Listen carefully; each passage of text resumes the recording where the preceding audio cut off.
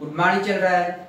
గత క్లాస్లో మనం 6వ తరగతి పాఠ్యపుస్తకంలోని 6వ పాఠమైనటువంటి సుభాషితాలు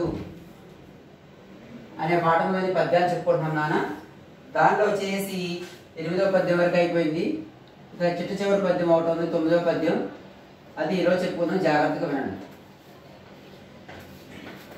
ఈ పద్యం వచ్చేసి దాశరథి కరుణాపయోనిధి, దాశరథి శతకం నుంచి తీసుకోబడినటువంటి పద్యము.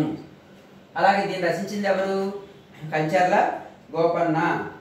కంచర్ల గోపన్న అనమాట. ఈయన 17వ శతాబ్దానికి చెందినటువంటి కవి. అంతేకాకుండా ఈయన రాముడికి లక్ష్మణుడికి అలాగే హనుమంతుడికి గుడి కట్టించినటువంటి వ్యక్తి. అలాగే దానికోసం ఈయన చెరసాల పాలు కూడా అయ్యాడు, జైలు పాలు కూడా అయినటువంటి వ్యక్తి. ఏది ఏమైనప్పటికీ ఈయన రాముడు అంటే అమితమైనటువంటి భక్తి కలిగినటువంటి వ్యక్తి అనేటువంటి విషయం కూడా మనకి తెలుస్తుంది.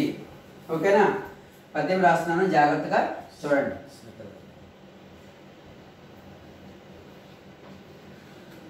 నోచిన తల్లిదండ్రికి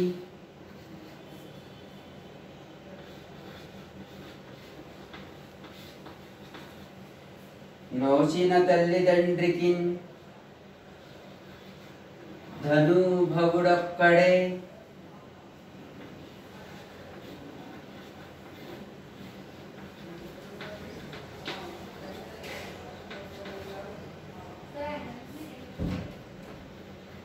నోచిన తల్లిదండ్రికి ధనుభవుడొక్కడే చాలు మేటి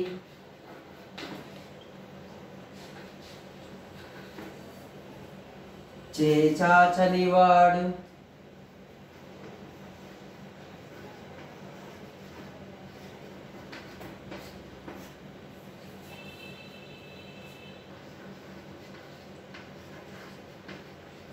వేరొకడు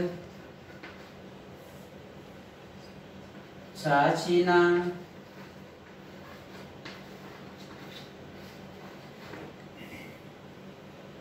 లేదనకిచ్చువాడు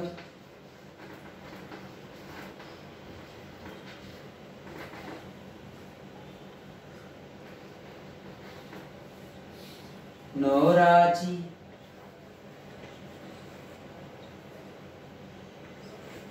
నిజం బాగాని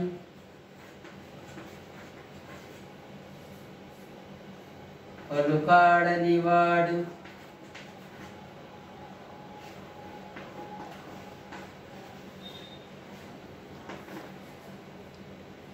రణంబులోన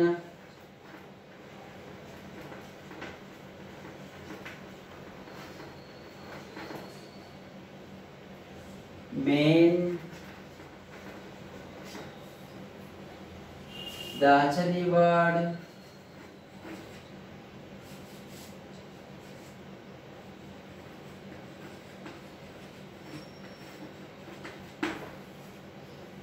భద్రగిరి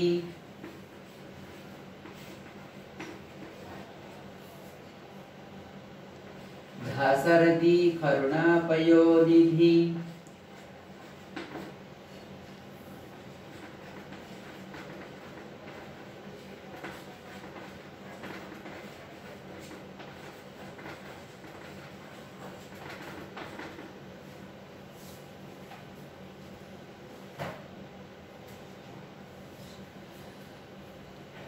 చూడండి ఒకసారి 9వ పద్యం ఒకసారి మళ్ళీ డ్రిల్లింగ్ ఇస్తాను, జాగ్రత్తగా వినండి. ఇది దాశరథి శతకం నుంచి తీసుకోబడినటువంటి పద్యము. అలాగే దీన్ని కంచర్ల గోపన్న అనేటువంటి వ్యక్తి రచించారు. అలాగే దీనిలో ఒకటం వచ్చేసి దాశరథి కరుణాపయోనిధి. అలాగే ఈయన 17వ శతాబ్దానికి చెందినటువంటి కవి మరియు అమితమైనటువంటి శ్రీరాముడు అంటే అమితమైనటువంటి భక్తి కలిగినటువంటి వ్యక్తి. పద్యాన్ని ఢిల్లిగిస్తాను, జాగ్రత్తగా చూడండి. నోచిన తల్లిదండ్రికి ధనుభవుడొక్కడు చాలు మేటి చేచాచనివాడు వేరొకడు చాచిన లేదనక ఇచ్చువాడు నోరాచి నిజంబా కాని పలుకాడనివాడు రణంబులోన మేందాచలివాడు భద్రగిరి దాశరథి కరుణాపయోనిధి. ఇది పద్యాన్ని చదివేటువంటి విధానం నాన్న. ఇప్పుడు పద్యానికి ప్రతిదానికి అర్థం చెప్తాను, జాగ్రత్తగా వినండి. భద్రగిరి, భద్రాచలంలో లేక భద్రాచలం కొండల మీద వెలసినటువంటి దాశరథి,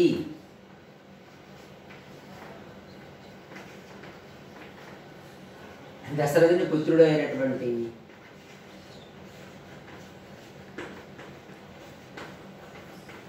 దశరథుని పుత్రుడైన శ్రీరామ కరుణాపయోనిధి, దయలో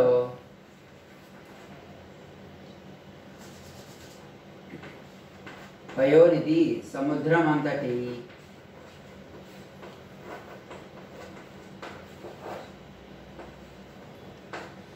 దయ కలిగిన వాడా.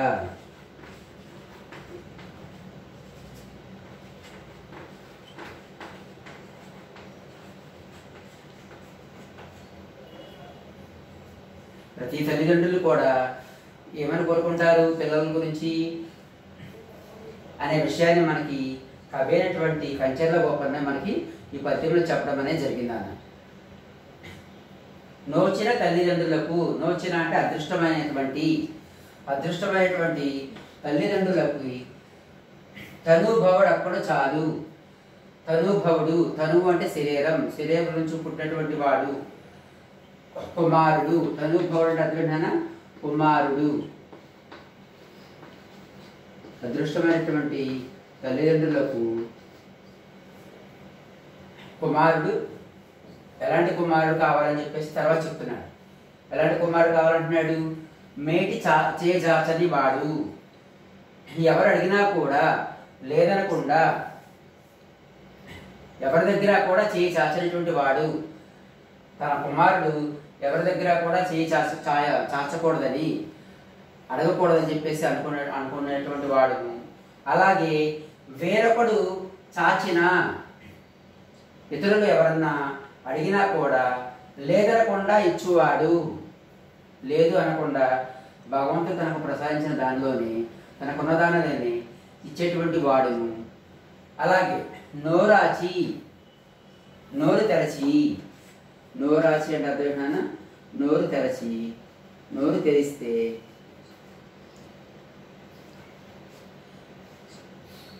నిజం తప్ప, నిజం తప్ప సత్యము గాని పలుకాడని వాడు. అంటే నిజం తప్ప పలుకాడని అంటే అబద్ధాన్ని మాట్లాడినటువంటి వాడు అని అర్థం.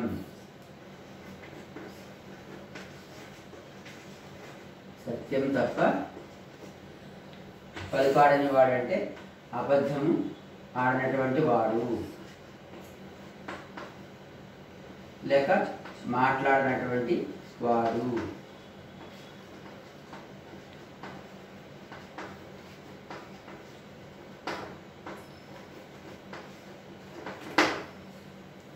అలాగే రణంబులోన, రణము యుద్ధములో, యుద్ధ సమయంలో మేన్ శరీరాన్ని లేక దేహాన్ని దాచని వాడు, దాచుకునేటువంటి వాడు అంటే యుద్ధ సమయంలో ధైర్యంతో ఎదిరించేటువంటి వాడును.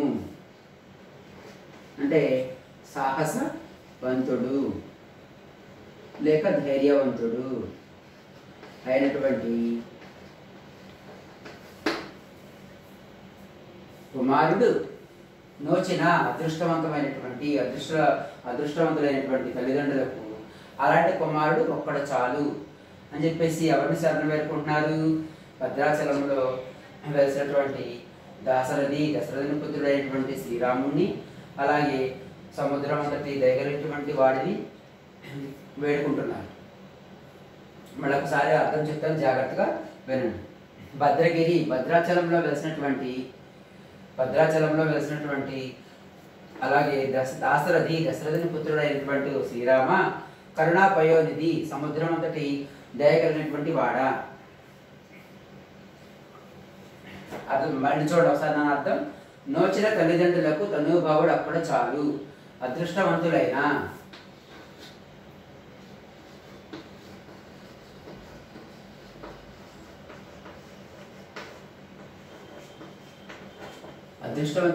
అయినటువంటి తల్లిదండ్రులకు, తల్లికి తండ్రికి తనుభవుడు కుమారుడు ఒక్కడు చాలు అనే విషయాన్ని ఎవరిని వేడుకుంటున్నారు? భద్రాచలంలో వేసినటువంటి శ్రీరాముని వేడుకుంటున్నారు. అయితే ఎలాంటి కొడుకు కావాలని చెప్పి అనుకుంటున్నారు? మేటి చేజాసని వాడు, ఎవరి దగ్గర కూడా, మేటి అంటే ఎవరి వద్ద లేక ఎవరి దగ్గర,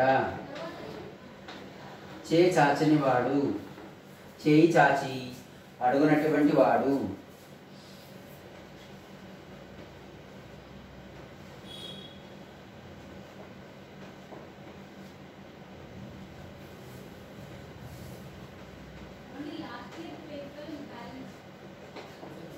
ఒకటి ఎవరి దగ్గర కూడా చేయి చాచినటువంటి వాడు, అలాగే మరొకడు చాచిన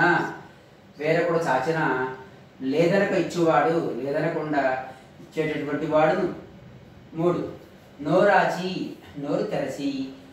నోరు తెరిస్తే నిజంకు కానీ, నిజం తప్ప సత్యము తప్ప పలుకాడని వాడు, పలుకాడని అంటే అబద్ధము మాట్లాడినటువంటి వాడు. అలాగే 4 రణంబులోన, యుద్ధంలో ధైర్యంతో ముందుకు వెళ్ళేటువంటి సాహసవంతుడైనటువంటి కుమారుడు కావాలని చెప్పేసి అదృష్టవంతులైనటువంటి తల్లిదండ్రులు శ్రీరాముని వేడుకుంటున్నారు. ఓకేనా? బాగా ఒకసారి చూద్దాం, జాగ్రత్తగా ఉంది. దయా సముద్రుడవైన ఓ రామ, ఎవరి దగ్గర చేయి చాపనివాడు, అడిగితే లేదనకుండా ఇచ్చేవాడు, నోరు తెరచి నిజం తప్ప అబద్ధం చెప్పనివాడు, యుద్ధంలో వెన్ను చూపనివాడు, అలాగే అదృష్టవంతులైనటువంటి తల్లిదండ్రులకు ఇటువంటి గొప్పవాడైన కొడుకు ఒక్కడు చాలు అని చెప్తున్నాడు. దీంతో ఇంతతో మనకి పద్య భావం కూడా అయిపోయింది. పోతే ఈ పద్యము ఏ ప్రక్రియకి చెందని చెప్పాము? శతక ప్రక్రియకు చెందని చెప్పాము. ఈ శతక ప్రక్రియ మనం చెప్పుకోవాలన్నా ఒకసారి చెప్తున్నా, చూడండి జాగ్రత్త. శతకం అంటే 100 పద్యాల రచన. శతక పద్యాల చివర మకుటం ఉంటుంది. మకుటం అనగా కిరీటం. మనిషి యొక్క శిరస్సుకు కిరీటం ఎంత అందాన్ని ఇస్తుందో, అలాగే ఆ పద్యానికి ఆ పద్యం రచించినటువంటి కవి రాసినటువంటి శతకము అంతే అందాన్ని ఇస్తుంది. అందుకని ప్రతి పద్యానికి చివర కూడా ఏ పద్యానికి ఏ శతకం అయితే ఆ శతకము మౌటంగా ఉండడం అనేది జరుగుతుంది. ఉదాహరణకి సుమతి పద్యం అయితే సుమతి అని, వేమన అయితే విశ్వదాభిరామ వినురవేమ అని, అలాగే కాళికాంబ శతకం అయితే కనుక కాళికాంబ హంస కాళికాంబ అని, అలాగే దాశరథి శతకం అయితే దాశరథి కరుణా పయోనిధి అని, ఈ విధంగా ఉంటుంది. అలా ఉండేటువంటి దాన్ని ఏమంటారా? మకుటం అని అంటారు. మరి ఇందులో పద్యాలు ముక్తకాలుగా ఉంటాయి. ముక్తకాలు అంటే అర్థం ఏంటి? ఏ పద్యానికి ఆ పద్యము స్వతంత్ర భావం కలిగి ఉంటుంది. మరి అన్ని పద్యాలు ఒకేలాగా ఉంటాయా? ఏ పద్యానికి ఆ పద్యం. ప్రతి పద్యంలో కూడా కొన్ని భక్తికి సంబంధించిన పద్యాలు, కొన్ని నీతికి సంబంధించినటువంటి పద్యాలు, అలాగే కొన్ని శృంగారానికి సంబంధించినటువంటి పద్యాలు, ఇట్లా రకరకాలైనటువంటి పద్యాలను మన కవులు చెప్పడం అనేది జరిగింది. అలాగే మకుటం ఉండడం వలన శతక కవి ఏ పద్యం ఛందస్సును ఎన్నుకుంటాడో అదే ఛందస్సులో అన్ని పద్యాలు రాయవలసి ఉంటుంది. ఇక్కడ మనకి ఒక కవి రాసిన పద్యాలు కాదు కదా, రకరకాలైనటువంటి కవులు రాశారు.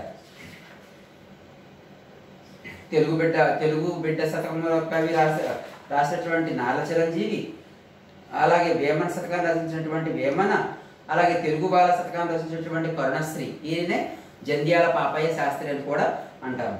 అలాగే మహాభారతంలో కవిత్రయంలో 2వ వాడైనటువంటి తిక్కన, అలాగే కుమారి శతకాన్ని రచించినటువంటి పక్కి అప్పల నరసింహం, అలాగే కాళికాంబ సప్తసతి రచించినటువంటి పోతులూరి వీరబ్రహ్మం, అలాగే భాస్కర శతకాన్ని రచించినటువంటి మారద వెంకయ్య, అలాగే దాసరి శతకాన్ని రచించినటువంటి కంచెర్ల గోపన్న. ఇన్ని రకాలైనటువంటి శతకాలు రచించారు కాబట్టి దీన్ని మనం సుభాషితాలుగా పేరు పెట్టడం అనేది జరిగింది. ఓకేనా, ఇంతటితో ఈ పాఠం పద్యంలో పూర్తి అయిపోయాయి. తర్వాత క్లాస్లో తర్వాత పాఠం చూద్దాం. ధన్యవాదాలు.